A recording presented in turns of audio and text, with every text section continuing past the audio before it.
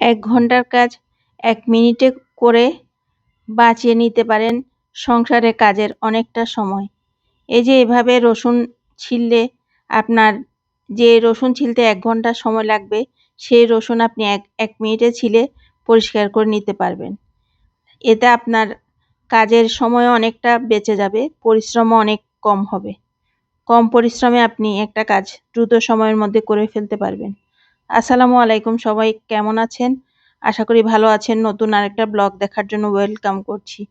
এই যে রসুনগুলো আমি গোটা রসুন কোয়া করে নিয়েছি।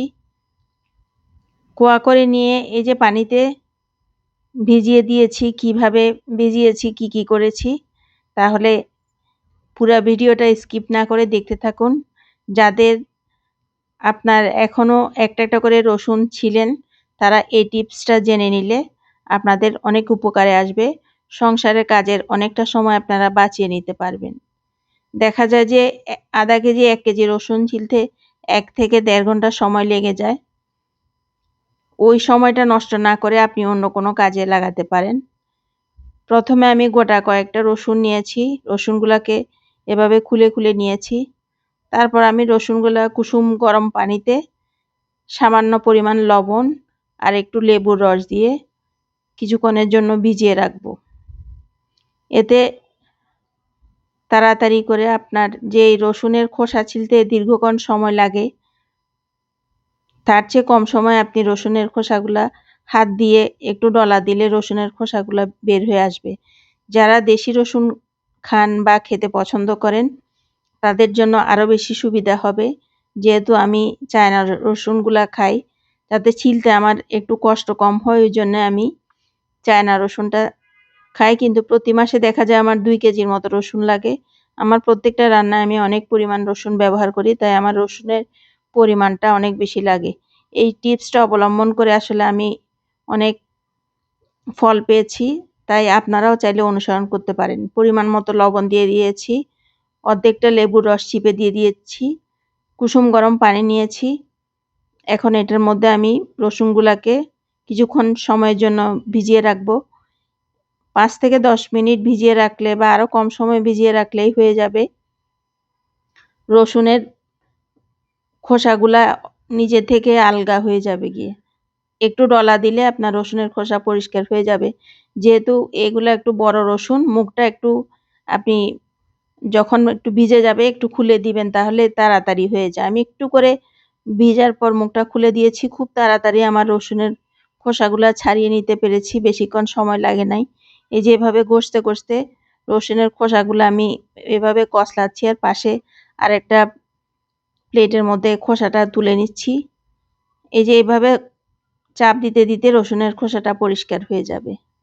রসুন আমাদের প্রতিদিনের রান্নার কাজে, নিত্য ব্যবহারে, বিভিন্ন রকম কাজে ব্যবহার করা হয়। আর যাদের বাসায় বেশি পরিমাণে রসুন খাওয়া হয় তারা চাইলে এই টিপসটা ফলো করতে পারেন। এই যে কি সুন্দর করে রসুনের খোসাটা ছিলা হয়ে যাচ্ছে। এই যে এরকম করে আমি সব রসুনের খোসা ছাড়িয়ে নিয়েছি। এগুলা ডলতে আপনার খোসা পরিষ্কার হয়ে গিয়েছে। যা 2-1টা ছিল এগুলো আমি পরিষ্কার করে নিয়েছি। এভাবে পরিষ্কার করে নিয়ে 1-2টা রসুনের মধ্যে একটু ময়লা আছে, কালো দাগ আছে, ওই দাগগুলো আমি পরিষ্কার করে নিব। রসুনগুলো আগে ভালো করে ধুয়ে পরিষ্কার করে নিয়ে তারপর আপনাদেরকে দেখাবো। সাথে আমি এগুলা ধুয়ে পরিষ্কার করে ব্লেন্ড করে নিব, কারণ আমার প্রতিদিন রান্নার কাজে রসুন লাগে।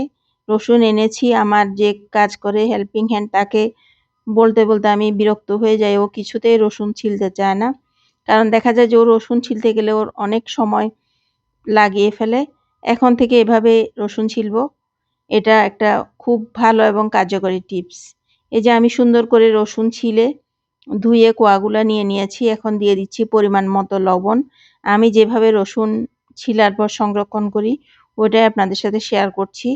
তারপর দিয়ে দেব সামান্য পরিমাণ সয়াবিন তেল। দিয়ে আমি এটাকে ব্লেন্ড করে নিব। ব্লেন্ড করে এভাবে যদি আপনি ব্লেন্ড করে রাখেন, রসুনের কালারটা কখনো আপনার সবুজ হবে না, সবসময় রসুনের কালারটা সাদা থাকবে। যারা আমার ব্লগটা দেখতে এ পর্যন্ত এসেছেন তাদেরকে অনুরোধ করছি একটা লাইক দিয়ে ব্লগটা দেখা কন্টিনিউ করবেন। ভালো লাগলে চ্যানেলটা সাবস্ক্রাইব করে দিবেন। হাতে রসুনের অনেক গন্ধ হয়ে যায়, তাই একটু লেবু দিয়ে হাতটা ডলে নিচ্ছি, তাহলে আর রসুনের গন্ধ থাকবে না। তারপরে একটু সরিষার তেল হাতে লাগিয়ে নিব, কারণ রসুনের যে একটা গন্ধ আসে এটা অনেকক্ষণ হাত থেকে যায় না, সাবান দিয়ে ধুলেও এটা পরিষ্কার হয় না। এই যে আমি ভালো করে ধোয়ার পর এটা মধ্যে একটু সরিষার তেল হাতে লাগিয়ে নিয়েছি। আশা করি আমার এই ছোট্ট ব্লগটা আপনাদের ভালো লেগেছে। ভালো লাগলে আমার পাশে থাকবেন, আমাকে সাপোর্ট করবেন। পাশে থাকা বেল বাটনটা ক্লিক করে দিবেন। আবার দেখা হবে পরবর্তী ব্লগে।